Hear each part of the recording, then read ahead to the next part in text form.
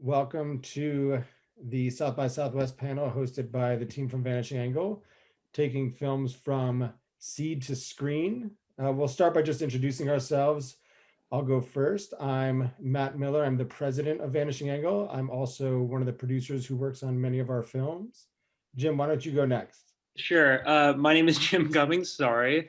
I am the creative executive of initiatives at Vanishing Angle, and I'm also a director.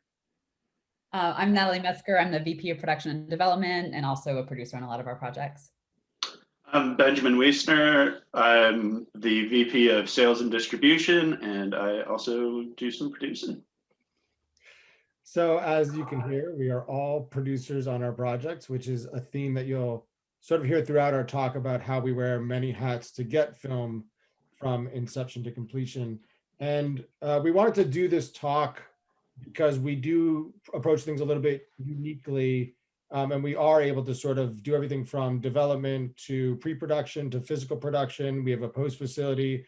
And then several years ago, we also started self-distributing, which led to having our own marketing company. And so we can kind of do everything in a one-stop shop, but we don't always do that. We also work with partners, which gives us a sort of unique perspective on how to get it all done. So starting with the development phase, again, we have a sort of unique approach. I'm going to kick it to Natalie because she is our VP of development, to talk a little bit about how we foster projects at the earliest stages.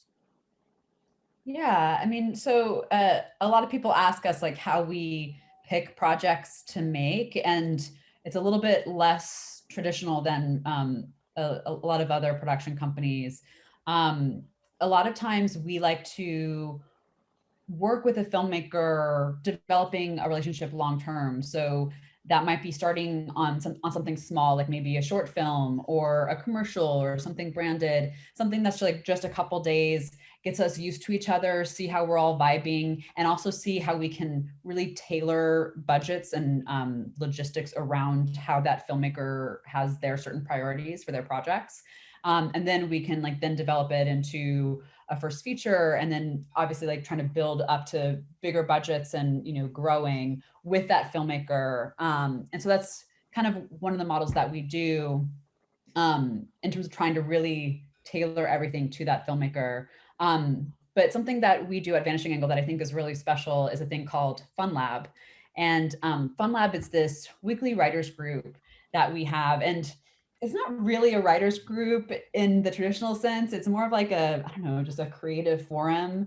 Because it's not just writers that are part of it. It's directors, it's producers, it's actors, it's costume designers, it's cinematographers, it's all sorts of different people. And we gather on a weekly basis to workshop a different project. Each week is a different project. And a lot of the films that we've had at major festivals have gone through the Fun Lab process of like workshopping their materials. And we found it's a really great way to build this sense of community around a project and a safe space for filmmakers like to test out different things, to like try something crazy, to get really real and constructive feedback, and also like a really positive environment, because it's not just like, well, let's explore what this writing is. It's also like giving thoughts and feedback on how it can get made, because we're also all about making things. We talk a lot about how producing is a verb, it's not a noun. And so part of that development process is not that kind of development hell of spending years like waiting to see if something gets made. It's how do we either help it ourselves or put people in touch with other people that might be able to help it get made. Yeah, and even outside of Fun Lab, I mean, most of our creatives sort of work with other filmmakers to get their scripts together.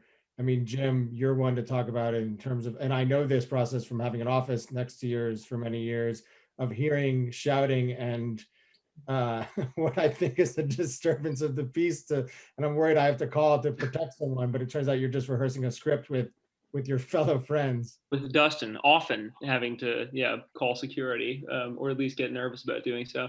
I mean, like, that's kind of part of it for all of our movies. Danny as well. Like, that's kind of the benefit of making movies this way is, you know, Danny rides a skateboard in and has a new script, and we get to kind of talk about it while we're in the edit of another movie that then influences his script. It's kind of a wonderful way to be able to, I don't know, or a more informative way to be able to make artwork.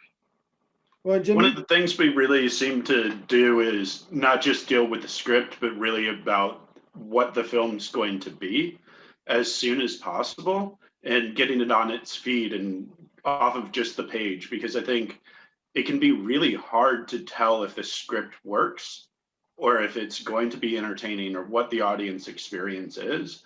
But the more that you can kind of bring it to life, even in that pre-production stage, you can tell what's going to work and how you need to build the production around the film you're actually making. What a great example is the scripts that Jim records. Well, Jim, why don't you explain the process? Because I think it's another thing that's sort of unique to how we get something up and going before it's going. Yeah, sure. So we'll write a script in screenplay format after doing a long treatment of like each scene and kind of what we want to do with the movie. And then once the script is written, I'll record it like we're doing right now with a external like Zoom recorder into a laptop. And then I'll just like record it instead of putting in like the scene headings that say like, you know, interior police station night, I'll say Jim walks into the police station. And then we'll put in like sound design of a police station and then any music that we're thinking for the scene. And it just kind of makes it feel like a radio play of the movie. And then we'll share that with the producers, and like it just becomes a much better indicator of the tone of the movie. I always say like comedy is so complex and English is so complex. Like it's very easy to misinterpret a text message, and so it's even easier to misinterpret a screenplay. And so we just do this audio version of it so that everybody is on the same page and then can elevate it from there in each department. Yeah, and it's also been really helpful in like the getting people to just read the script. Like there's obviously it's a super helpful tool once the film's being made, but even in the early stages when we're just trying to influence whether it's other film companies coming on or producers or investors, like people have their stacks of scripts that are higher than their desk to get through in a week, and be able to say like, oh, it's like a podcast, which is like, you know, once that term came out and people understood what that meant, it became really easy. It's like, no, you just put it on your car like a podcast and you can like listen to the movie and you'll get what it is. And it's really helped how people engage with our material on a much quicker than I think other projects. I think for us then, you know, the next stage is that it's trying to figure out like what budget level to make the film at, to sort of move past the development stage. And I think one of the benefits to the Vanishing Angle team is that we've all come from various backgrounds of being able to both be creative and be logistical. Like even Jim, you know, you were a producer for many years before you started directing, and like, you know, Natalie's a director of narrative and documentary content. You know, Ben has a background that's not in film, it was actually in poetry. And so he comes from a creative aspect. I went to film school as a director. And so we can sort of put on that creative hat to first look at a script and say like, okay, with the elements that we want to make this script with, you know, we need to figure out what's going to be a fiscally responsible budget. Like what A, can we raise, and B, what should we raise? And then that starts the process of sort of figuring out like how to put that budget together. And Natalie, you touched on this a little bit, but it's sort of like budgeting around, you know, the strengths of that director, having worked with them before. Is there anything else you want to say about like that sort of early budgeting process before we go out for financing? Yeah, I mean, I think, you know, with budgeting, it's all about priorities. And I think, you know, each filmmaker that we work with has different priorities, and knowing those priorities ahead of time is really, really helpful when budgeting, because we can tailor that budget specifically to that filmmaker and what they're looking to have. And even one filmmaker can have different priorities between different projects, depending on like what's important with that, you know, storyline. Some filmmakers might want a lot of takes, and so we need to like budget for extras, you know, shoot days. Like some filmmakers like really want the production design and the visual world to be stunning, but, you know, having, you know, a shorter schedule might not be as difficult for them. And it's all about this like, you know, balancing of we can totally give more resources to one element, but then what other element needs to be taken away or like lowered a little bit so that we can emphasize this, this one. And so, yeah, when we budget, we really try to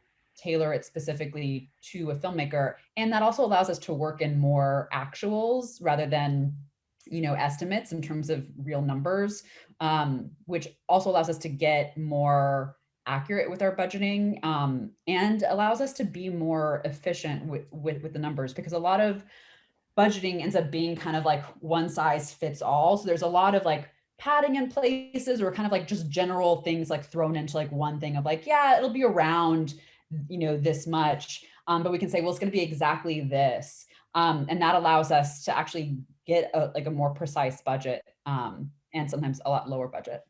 Yeah, and that helps you just redistribute, because if you can save $1,200 on picture vehicles, which just a lot of them just need to be there. They're not fully part of that storytelling in the same way. So you can prioritize that part of the budget and just make some other thing so much more ambitious. So it's really like all of these little nerdy steps are really things that can help push the film in this way that is more creative and more fun and more of a thrill for the audience and the film team.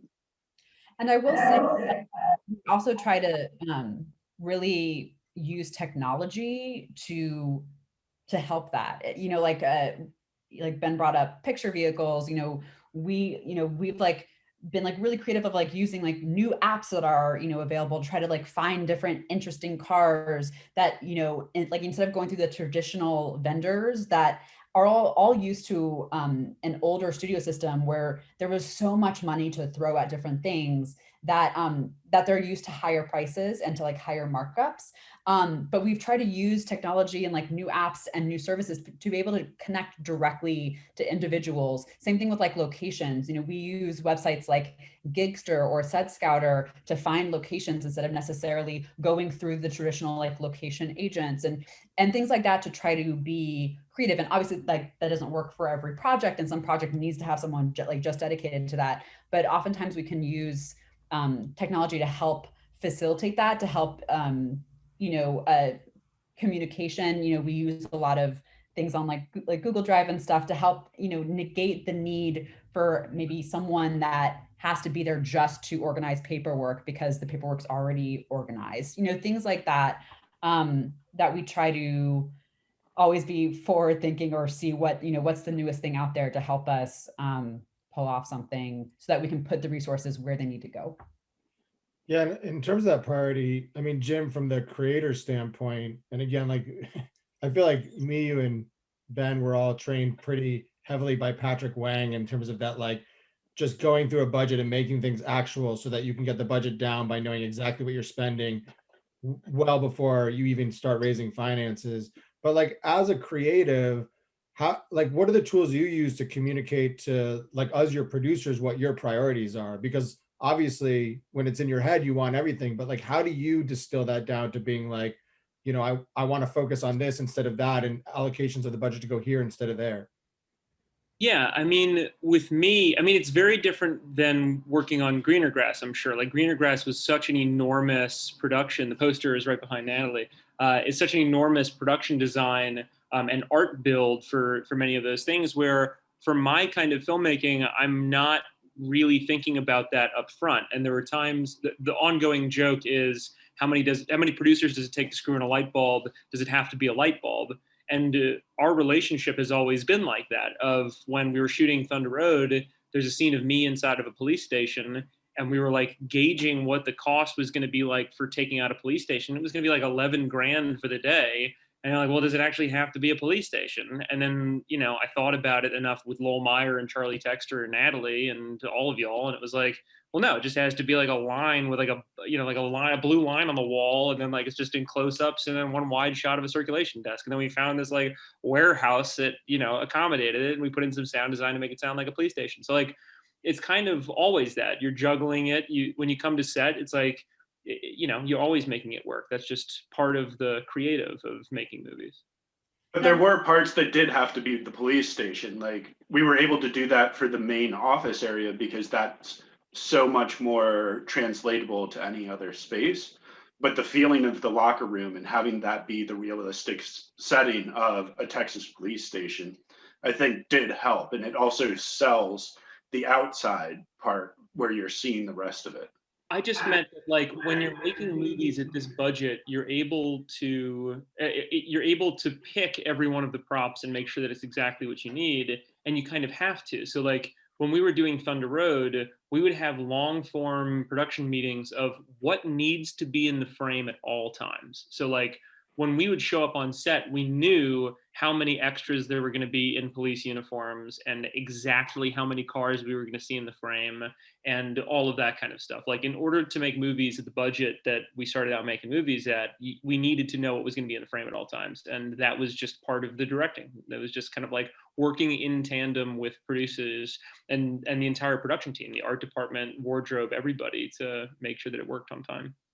And I think that like really speaks to like how much has to go into pre-production when you're working in lower budgets, because some like filmmakers would walk into a space and be like, no, I need to like really believe it, I need to have the whole thing built out, or not know, like, well, I know that I want to be shooting this way or like this shot, so wouldn't be able to tailor the production design of like, oh, we only need to dress this wall because we're only gonna see in this direction. And I think that really speaks to Jim as a filmmaker and a lot of the filmmakers, that we work with, that really are thinking ahead, really have their like shots in mind. And like, obviously things can change on the day and sometimes inspiration hits in the moment, but that like there's a lot of work done in pre-production and a lot of thoughtfulness there so that we can be that specific of like, okay, we know that we only have 5 extras, so we're going to see them here and then we're going to like repurpose them here. And that specificity allows us to like be able to pull stuff off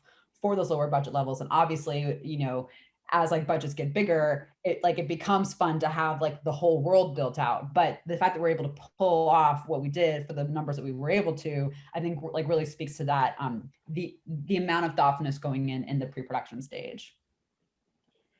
So, obviously these lines all blur of like when you go from development to pre-production, when you go from pre-production to raising finances, when you get into production. And I think it is blurred a lot on this level because we are trying to deal in actuals so that we can get the budget to a number that we feel is responsible to raise. But to talk about the financing stage, because so many people come to us and they say like, okay, what's the secret to financing? How do you raise money for it? And I feel like we could do an entire talk on just that and like the principles behind financing and what is equity versus tax credit and things like that. But I think one aspect of what we've discovered that's really interesting to talk about that's been successful for us is community and audience engagement when it comes to financing. And we've had success on that at multiple levels, whether it's on the equity level of having good relationship with equity partners from our earlier films that want to participate in our later films because they liked the experience, regardless of, whether it made them rich or not, or, in the early days, which is actually probably a good bridge to talk about the next piece, but having Kickstarter be a part of it, which was a huge part of Thunder Road, which Ben, why don't you sort of explain how that sort of factored into Thunder Road?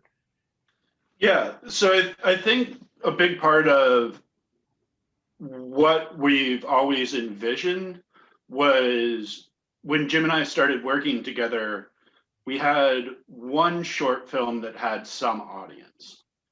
And then it was linking the next train to that and trying to keep the audience as a part of the creation process. And so in like, it was that summer of 2012, we launched our first Kickstarter for a short film and to finish another one. And we've brought people from that gave $50 in that original Kickstarter who are now investors in multiple films of ours. As they grow and as their lives change, they're able to not just give $50, but they're able to give $10,000 this time. And a big part of that is continuing to involve them and continuing to let people know that you're raising money. I think one of the things that people do so often as filmmakers is they think that they're fundraising, but they're only asking in meetings for money, where they're not communicating, hey, this is the amount of money we need for these next steps. So for the Thunder Road feature, what we did was we kind of had our date picked out of when we wanted to be in production. And we used the opportunity of that kind of crowdfunding as a real announcement of, hey, we need this $10,000 will help us get to the next stage of having the casting agent, getting a couple of these other hard costs that we need to get the machine moving, taken care of. But then we were able to let people know we're looking for more money. So we raised, it turned out to be like, I think 37,000 on the Kickstarter, but I think we got another like 65 or 70,000 from people who reached out to us because they saw the Kickstarter. And that's such an important part of letting people know that you're actually making this film, that it's moving. And that momentum, I think, is something that really captures a financier's ambition. Yeah, and I think it was very similar to like what happened with Beast Beast, our film that played Sundance in 2020. When that had premiered, that was based on a short film called Krista, which had won awards at South by Southwest in 2018 when we were there with Thunder Road. And well, Jim, you should tell the story after the awards ceremony, walking home with Danny, and what you said to him. Yeah, so Ben and I had kind of created this model when we were making movies that whenever we would put something out into the universe, you know, we were very lucky. We had 2 staff-picked short films, and we realized that became this kind of lightning rod. And so anytime we launched a new short, we were always launching a Kickstarter campaign that week for the next project. It was the only way that we were able to stay afloat, basically. This was 2012, 2013, or something like that. And then Danny, when he came down to South by Southwest with the Krista short film, had written a feature, first draft of a feature film of what Krista would be, which then became Beast Beast. And he knew that he was going to do fundraising and probably run a Kickstarter campaign for it. And when he won the Vimeo Staff Pick Award, it was the first time they were doing it. And the rules in the fine print were that you had to release the film online the next day. And so Danny was walking back, and we were all celebrating. We had just won for Thunder Road as well. Danny had won 2 awards, which is insane. And we're all celebrating, walking back. The same team, we're all like kind of walking home. And then Danny was like, "Well, we should have a Kickstarter campaign, and we should have it by tomorrow." And then we all were like, "Yeah, we probably should." And then Danny was like, "That means we're gonna have to stay up all night." And I was like, "Yeah, I think we're gonna have to stay up all night." And if you watch the video, it's on Kickstarter. It's like all of us hanging out, and then Danny stayed up until like 9 in the morning editing this thing and getting the campaign to go live. And it was cool. We were like emailing with Kickstarter and with Vimeo and being like, "Hey, we're doing this thing." And they're like, "Cool, we love it. Just let us know where we can share it." It was really cool. Well, the interesting thing that happened after that is that we got the Kickstarter to sort of get the feature rolling. And then, you know, Ben and I were hitting the pavement trying to get the finances raised. And like, you know, we even got some finances raised just off of like a tweet Jim sent out to his community saying like, "Hey, here's the next thing we're doing, you know, hit me up if you want to look at the investor packet." And that was the moment where Alec Baldwin had seen it through his producing partner, Casey Bader, had just been sort of like big fans of Jim's and Thunder Road. And he he reached out, and then Alec decided he really wanted to be a part of the project and came on board, which helped us attract other investors to the film. So like it definitely was like a community team effort. And I think that sort of all culminated in this opportunity that came to us in the winter after Thunder Road. So we had put Thunder Road, the feature out, which we self-distributed, which we'll get to in a little bit. But while that was all happening, Jim was approached by this company called WeFunder. And it's a platform that was set up essentially for crowd equity, but for anything, not specifically to films, for, you know, any sort of startup company. And they had realized they'd want to start branching into film and thought Jim might be a nice foray into that. So Jim, you want to talk about that experience? Yeah, sure. So as Ben said, with the Thunder Road Kickstarter, we had kind of friends and family that had joined and, you know, bought some of the rewards to help us to continue to make our smaller movies. And then when we ran the the Kickstarter for Thunder Road, we raised the full 32 grand. And then we had like people from around the world reach out and say, hey, I missed the opportunity to support the Kickstarter. Can I just give you some money? And then we were like, well, kind of. We could like sell you shares of the movie and then you can own part of the movie. And so we ended up bringing on kind of gap financing the rest of the movie in that way, which is really neat. And then we were like, well, this is kind of what startups do. This is kind of what any company would do to get financing or get investors, is to just like sell shares of a company. And then crowd equity was starting to become a thing in 2012 and 13 and 14. Legally, they had to pass laws in the United States and Canada in order to make it legal with the Security Exchange Commission. And so we kind of stumbled upon WeFunder, and they were still budding, and they only had like 1 or 2 other movies on the platform.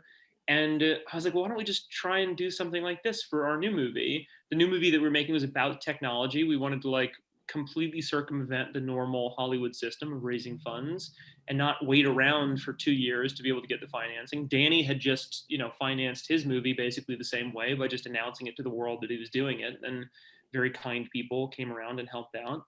And we were able to raise 350 grand from the public because we did it this way. And now, since there's been like 11 films on WeFunder, 2 other ones we've run ourselves for friends and family filmmakers. And it's just this really wonderful, clean way to be able to get word out about your movie, to build a wonderful community around a film, and get the financing you need to be able to make something.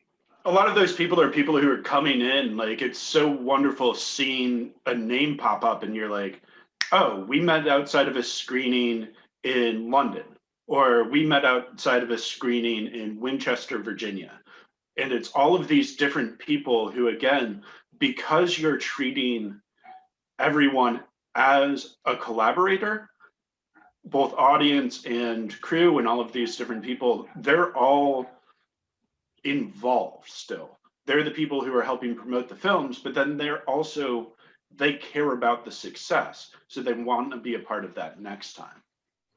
Yeah, I was going to say that same thing, and that I think some people approach both like Kickstarter in terms of like crowd donations and WeFunder as like like crowd equity as like a way to get like, oh, I just need money to make my thing.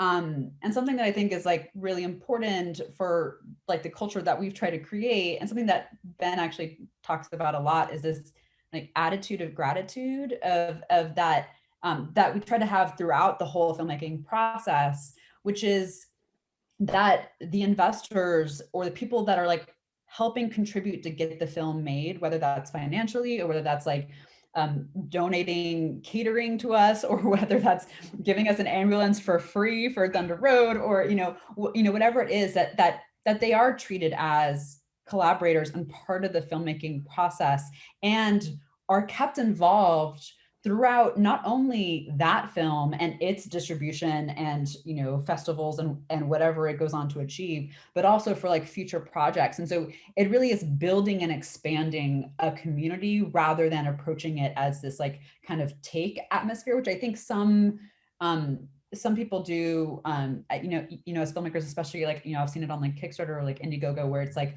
but I need this, and then they get it and there's like no communication afterwards. There's no like engagement afterwards. And so it really is this, kind of goes back to this idea of like collaboration and community, and this attitude of gratitude that we try to, have on our sets. And it's part of this like culture of like respect and thankfulness that I think is really important to how we make films. But I think that's a good transition to, you have your money and then you've been prepping it, and then you have to actually translate it on set, and how to do that successfully, especially in an independent world.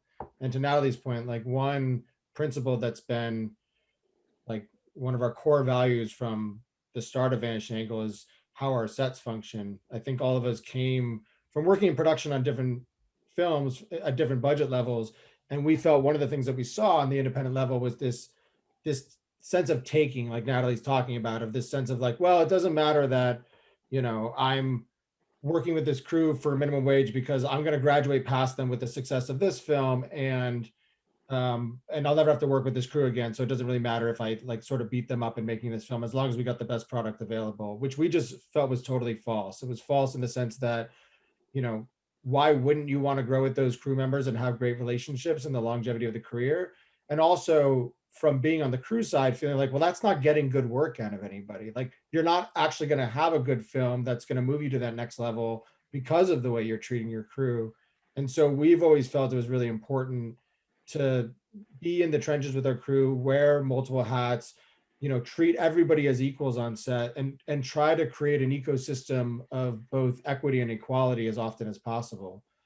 And luckily, when I started the company 10 years ago with that crazy idea, I sort of thought I might be alone in it, but along the way found, first Jim and Ben and then Natalie, who believed in the same thing, were able to carry it with them too. I remember the phrase cinematic, and there's no cinematic immunity, was something that you talked about very early on. Like, that just because you're making a film does not excuse bad behavior, doesn't excuse both with your crew, but then also with the community. And working with whatever small town or small city that we've been shooting in has been such a great experience. But I think a lot of it comes from us just treating it like it's real life. Like, that seems so simple to say, but like, many of the crew members that you're working with, a director or even a producer might be on set for a month or two a year, but a lot of these other people are on set 200 days a year.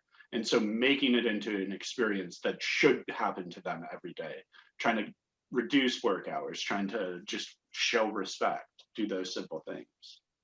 And that allows us to have these long-term relationships with our crews. So we use a lot of the same crews over and over and over again. And that's on micro budget, tiny projects. That's on shorts, but that's also on like bigger budget projects, like more studio projects or like commercials as well. And I think it's, it's part of that culture of respect that we try to create that allows crew to like trust us and to want to work with us, over and over again. And that allows us to get, like, it's like, one, it's a much more pleasant experience for everyone involved.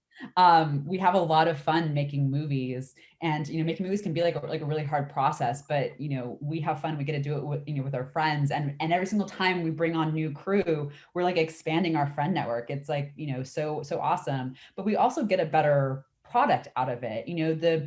The crew is more engaged. Like, all of us are more engaged because we're all committed to this thing, and we want to like do right by our friends. Like, we want this film to do well, not just because for like our like careers, but just because we like care about these people.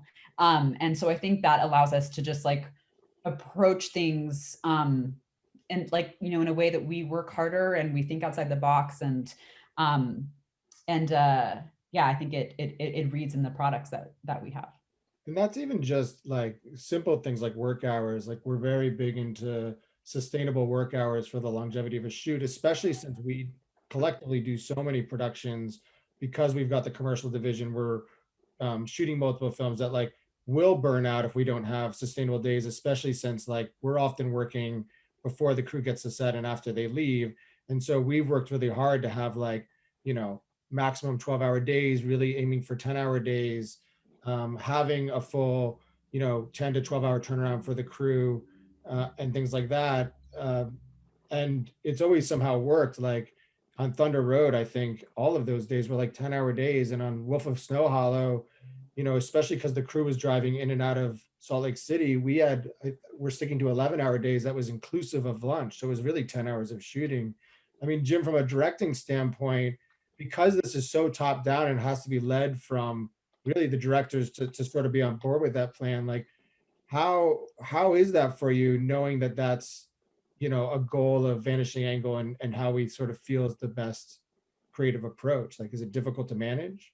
No, I mean, it's always better to have a happy crew. I mean, in 3 movies that we've made, like, yeah, I mean, to piggyback off of what Ben was saying too, it's like we are so community driven and neighborly that like that's not really what the industry was when we came into it. Like, it was the exact opposite, and so it feels really good to be good and to be nice to people, not just because we've done all of these jobs before and we know how horrible it is to carry C-stands up flights of stairs and stuff, but also like you feel so much camaraderie in working with people, and all of our sets are all of us running around constantly and working like at least twice as hard as anything we would ask of anybody else. And so that kind of creates this environment of like, oh, okay, well, just shit, we gotta keep working, you know, we gotta make this better. And like that kind of one-upsmanship of everybody working because they have pride in the thing and because they know what we're putting into it.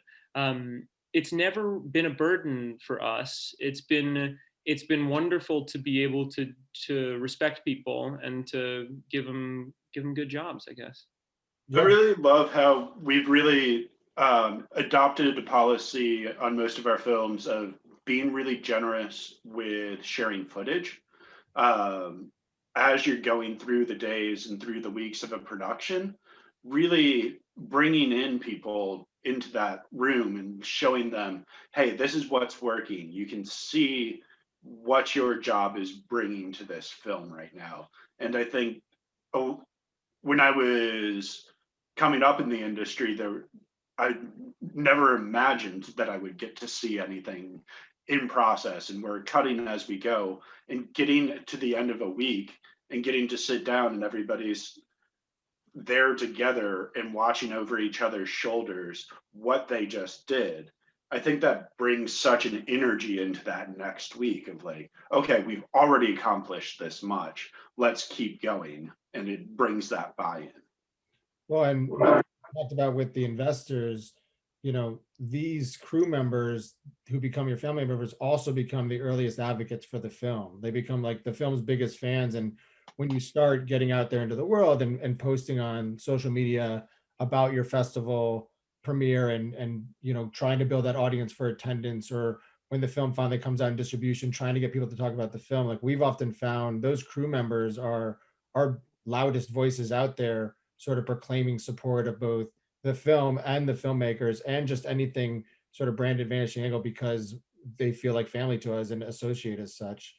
But to Ben's point about the footage, I think that's a good segue into also how we deal with post, which is something we adapted early on. I think our second movie we brought through the company was a movie called Amir and Sam with Sean Mullen. I remember his first cut that he was showing the producers, he invited outsiders into the room to feedback, and we were like panicked. We were like, what? We haven't even seen it. We can't show an audience. Like, but what we learned very quickly was how Sean was using that experience to get out of his own head and view it through the eyes of an audience, and how helpful it was to all of us to be able to get out of our own heads and view it through the eyes of the audience. And like, you know, a lot of that went into what Natalie's talking about earlier with Fun Lab, even at the script level, or what Jim does with having people listen to the podcast of his scripts. It's like creating these early audiences for the film. And we started doing that like with our films immediately in the edit. And so very early on, we started doing feedback screening for things, or like Jim will grab a group of friends into his room and just screen even scenes from the film to sort of gauge what points they're laughing at, what points they seem to have questions after they've watched the scenes and things like that. So like audience engagement on the post-production side, even on the earliest level, is important to us. I'm always amazed as to how much a film can change through the post-production process. And, you know, part of those like feedback screenings, it's really amazing to see how like you can really approach a scene from so many different ways. And, you know, a lot of our directors edit their own work. I mean, Jim does a lot, and a lot of the other filmmakers that we work with also edit. And so like watching how, you know, they can edit a scene together, test it out, see what works, see what doesn't, see what's surprising, and then like come back with a completely new version of the scene. And it just like keeps getting better and better and better. And I think it's also that kind of like continuous like massaging of the material, you know, in the way that we try to do with scripts, and, you know, and during production of like, you know, rethinking things in the moment. That's also happening in like the post process that you know, we're like constantly like, you know, like how do we continue to make this better? I think, you know, Jim like even will dig into, you know, sound or music and color, and he's like constantly like tweaking and like, well, you know, what if this just looks a little bit like this, or what if this looks just, you know, just a little bit like this? And it's, you know, all of those small things that, you you know, if you watch it again, you might not even like notice that change necessarily, but it's all those things combined that make the project so strong when put together. And Matt, can I talk real quick about our no diva policy? Oh yeah. Before we move too deep into post, because I think it's, you know, it's really important, and you know, it's kind of is related to all these things that we've been touching on.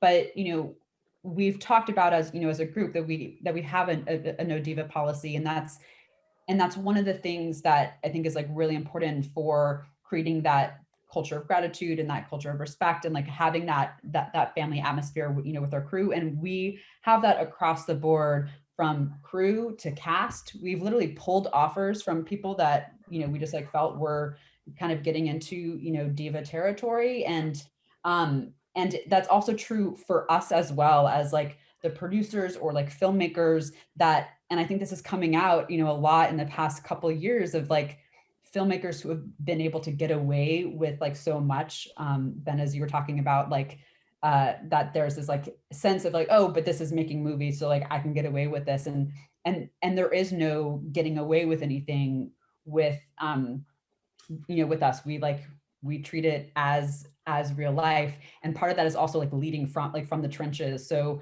we, like, none of us are like divas in the sense of like, oh, well, I'm the producer, so I'm not going to go pick up that trash and help the PAs, or I'm not going to go do whatever. Same thing for Jim. I mean, like if you're on set with Jim, he's literally like running around, like moving lights, like helping do whatever is necessary to get it done. And all of us are doing the same thing. We also like wear a lot of hats as part of that. So like, you know, sometimes we're producing, but we're also first ADing, or, you know, we're also coordinating, or we're also picture car coordinating, or location managing, and we're all kind of doing all those things, and there's no sense that something's below any of us. And I think that's the best way to lead as both directors and producers, is like, if you're leading from the trenches, then that just creates that that sense of trust from everyone, because like there's nothing that's, you know, too far below you. And if you're treating everyone well and focusing on that, there shouldn't be a need to treat someone better or give them special privileges. Exactly. And as soon as you get rid of that ego, you just, again, get a better environment, and good ideas can come from anywhere. I mean, Jim, you're always the one saying, I'll take the best idea on set, right? Oh my God. I mean, there's so many times where Thomas Cross, you know, one of our coordinators, will say something hilarious, or Charlie Texter, our production designer. There are times where like I'll come up to Charlie, he's worked on every one of our features and shorts, and I'll come up to him and be like, why isn't this working? How's it working? He's like, he'll just like direct it for me. He'll just be like, no, dude, because you're angry. You're not going to take this shit anymore. And then like, I just get jacked up talking to Charlie, and I'm like, all right, cool. Now I got to go in the scene. Like, yeah, no, it feels so communal. It feels like it kind of has to be that, because there are times when like the script isn't working, and then you kind of have to rely on everybody who's available, who can like look at the monitor and say, yeah, this is sucking. Like, how do we make this better? And yeah, it feels wonderful to be able to do that as a creative, because everybody has autonomy. Everybody can watch everybody's in Video Village. Everybody like has stake in the game, and it feels like you're playing football as a team instead of, you know, being dictated to. Well, and that like sense of no ego and being able to trust everybody, you know, does translate all the way into post, like we were talking about with the feedback screenings. Like, I think my initial gut reaction to doing those so early was a fear of like people bad mouthing the film outside the room, or like, you know, tearing it apart and just not starting the film off on the right foot. But when you get that sense of trust with your community, and the ego isn't there on all sides, like, you only get positive feedback. I mean, I can think of the one time it was a mistake was we actually did the opposite of what we always do, which is invite our friends in, and instead we invited a tastemaker, Academy Award winning editor to watch a rough cut of a film. And it wasn't a Vanishing Angle project, it was a friend's film. And he fell asleep during the screening, and then afterwards started just like going off about how dare the filmmakers show something this rough to an audience. And it's the only time I've ever kicked someone out of our office. And I was like, there's not a lot of places I can ask someone to leave, but I can ask you to leave this place. And it was— I don't know the story. This is the first I'm hearing of that. Wow. Yeah, I'll tell you guys who it was after this. But like, Wow. when it back to just being our friends and our community, it's only benefited us. We've only gotten better ideas. The movies have only gotten better. And then also, like the crew and cast, like your financiers, like the audience who has been watching your shorts over the years, these friends become your advocate for the film. They feel like they've given a contribution for it. They're out there, when films are being talked about, what should be going into a festival, what have people seen recently, they're talking about the film and encouraging, like, oh, those are great people, those are great filmmakers. And we're building that community and building momentum for the project. And so I think that's a great way to talk about like how we build that community of friends, which really starts with festivals. I mean, every single person on this call, the relationship to Vanishing Angle came from a festival. You know, I met Ben and Jim through Patrick Wang, who had seen his film In the Family that I produced at a festival. I met Natalie at the LA Film Festival, or the Hollywood Film Festival, where we had the Dramatics and Amir and Sam there. So Ben, I'm actually going to kick this one to you. I mean, I think it's really important to talk about festivals as a community building aspect of what we do. Yeah, I think people have this idea that a festival is a goal or a destination, but really it is a step on the path. And being able to use it for not the name or the moment, but what you want the result to be. And that's often how we approach most of our problem solving, is trying to work the problem backwards. So you're going to, like with Thunder Road, one of the things that we were trying to do was really get this film out there in as big of a way as possible, and working backwards through those processes of using the South by premiere not as just a celebration, but as a place where we could start the conversation and really helping shape the narrative of the film, not just as a possible success, but as something that was meaningful to the audience. And I think that was a really big part of what the appeal of that film was, and why it had such a successful run, was because it was really about building those audiences in all of these different countries and using those different screenings for the thing that was our ultimate goal, which was to be able to have a release in all of these different territories. And that really takes building up the carrots. So it's nice to have a major festival in some country pick your film to be part of their wonderful program, but then you have to also buy in. So like one of the things that we did with Thunder Road is we would put these small, like $25 to $50 ads on the tickets for those. So like I remember in Athens International Festival in Greece, we ran like Yorgos Lanthimos targeted ad for people who were following the festival, and he's a major filmmaker that has that same kind of dark comedy. And we were able to sell out those tickets in like 2 days. So we were the first film to sell out. We were also sold out an additional screening, and then it made it very easy for me to approach or reapproach and reintroduce the film to the 5 Greek distributors we really respected. And it was an easier yes for them, because not only did they have proof of the success, but they had a launching point. They had something that enabled them to be able to market the film and take it from there. And it's also the work on the ground of building audience engagement, not just in the theater, but like leading up to that experience of watching, and then also being a community with the filmmakers after the film. Like we've always really worked hard to do that, for our film American Folk. Like we went out and handed everybody in the line going to see the film sunglasses that said American Folk on the side, that were the sunglasses from the film. Like when we did Too Late, like at the early screenings, we had like these Too Late matchbooks with the screening times, or we had t-shirts that we were giving away to people. And Thunder Road, we had mustaches that there it is, the Thunder Road mustache on Ben's wall. That like, what was that party? It was a topic party, right, Natalie? that we went to, and Yeah, cheer up Charlie's. Charlie's. And by the end of the party, I think every single person Had a um, mustache. had a mustache and was on the dance floor.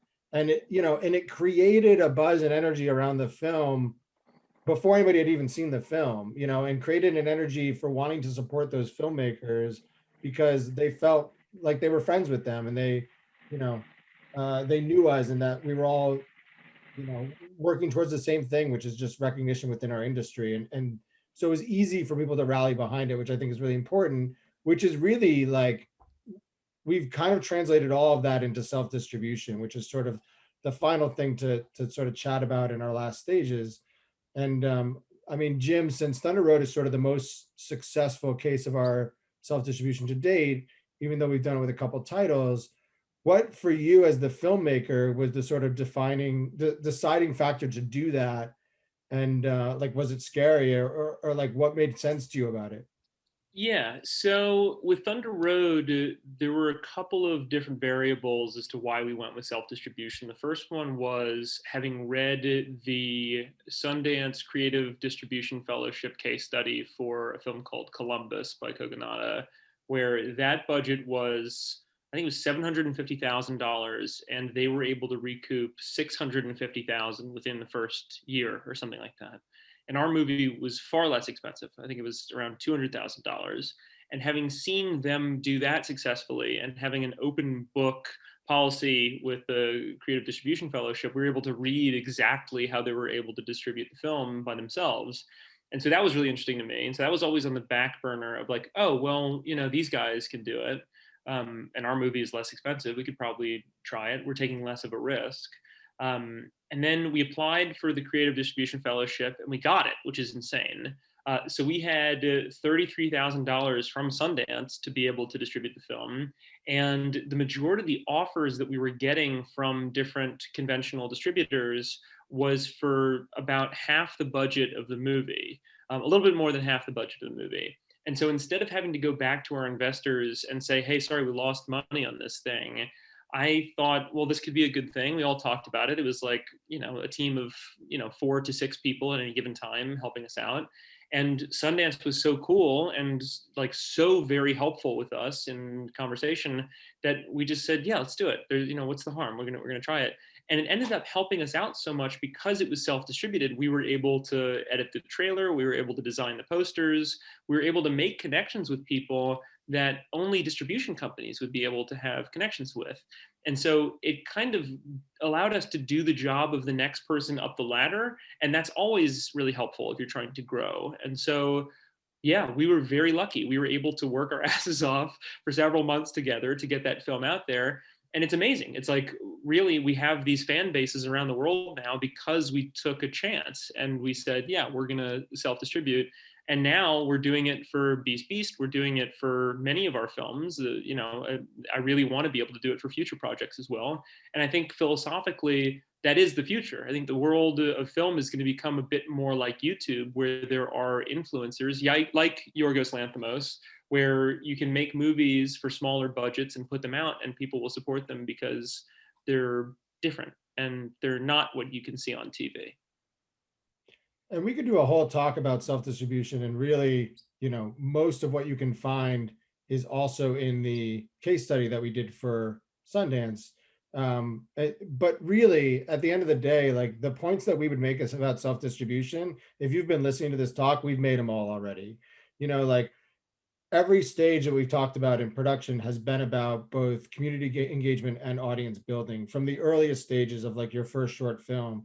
And so anything we were doing with Thunder Road that we're now going to do with Beast is just sort of putting those into practice. And the way we're able to do it is the same principles that Natalie talks about in the production of the film and pre-production of the film. It's like, it's a lot of planning going up so that our budget is actualized and very specific. It's wearing a lot of hats on the day.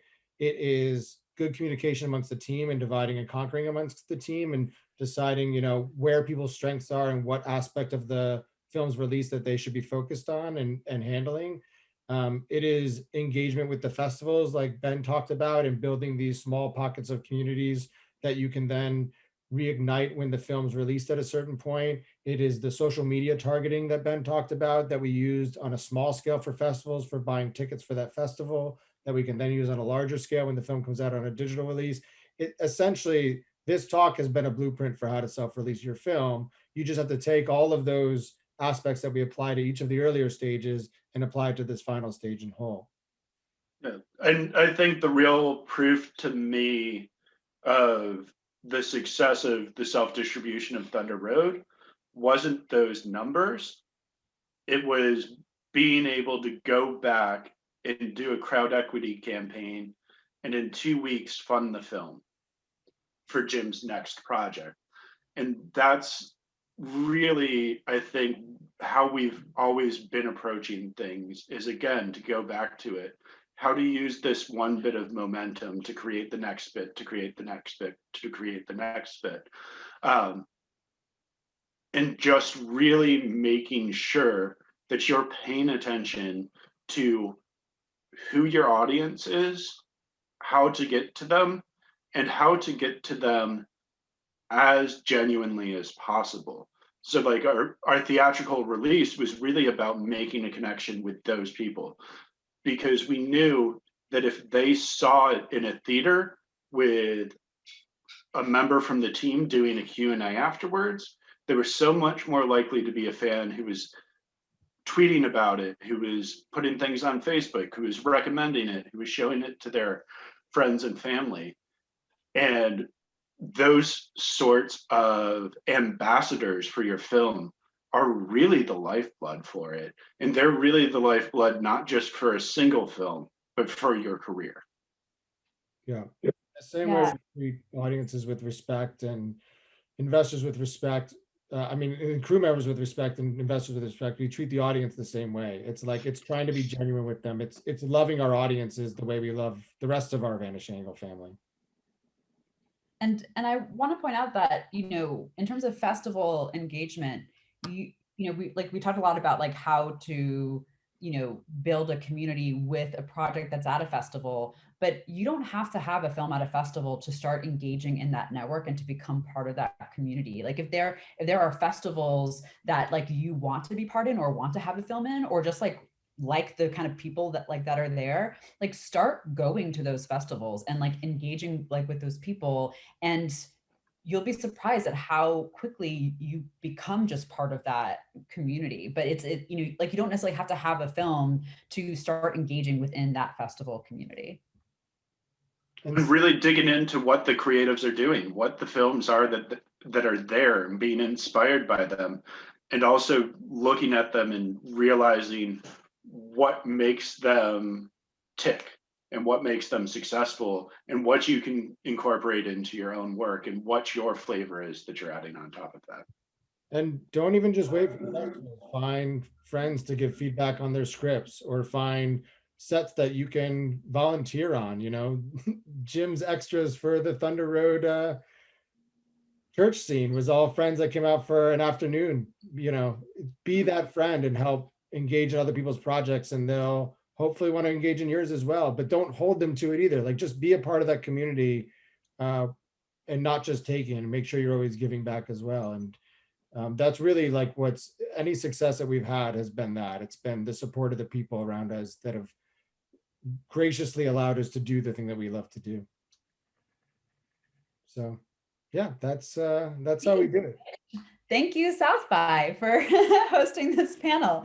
We're such huge fans of South by Southwest, and obviously, like I think, like Ben and Jim, like how long have there been films like the Ornana films have been at South by? 2012 was the first one, so it's been 10 years straight now, and that we've had, I'd say, twice as many films rejected from the festival as have ever gotten in, and that's really made everyone that got in feel very special, because we realized that it was about the caliber of the film and the ambition of the project, and that was something that was such an important part of our careers, was growing up there creatively, but then also having this very high bar to hit. Not just for the for the films, like the things that Ben and I would go to South by Southwest, I think 2013, and we would go for the conference and we would listen to, Ted Hope speak, or Michael Barker, or, Nick Gonda. Like there were just these panels which were incredibly valuable about what our careers were going to be over the next 5 years. We didn't know that that was what it was going to be, but huge influences for me that were just as influential as seeing a movie like Krisha on the big screen. Like South by Southwest is such an incredible community where you can go and listen and find out what the next generation of movies is going to be and participate. Yeah, we were living in the convention center for sure. That's a great point. Well, and shameless plug for this year, Vanishing Angle has 2 projects playing at the festival that you can check out. One is Mari Walker's feature debut, See You Then, which I'm a producer on. And the other is the first, one of the first award winners of our first annual Vanishing Angle post-production grant. It is from filmmakers Kate E. Hinshaw and Ebony Blanding. And it's this amazing short documentary called 10 Leaves Dilated that all of us highly recommend, because when we were doing the judging for the short grant, it was the one that unanimously stuck out to all of us as just being really unique and creative and fun. We had to have 3 different grants because of the quality. Yeah. Yeah. So anything else to wrap it up? I think we kind of got through it all. No. Well, thank you. Thanks, Austin. Thank you. If you want to find out more, visit vanishingangle.com, or our Facebook is Vanishing Angle, Instagram, all that stuff. Great.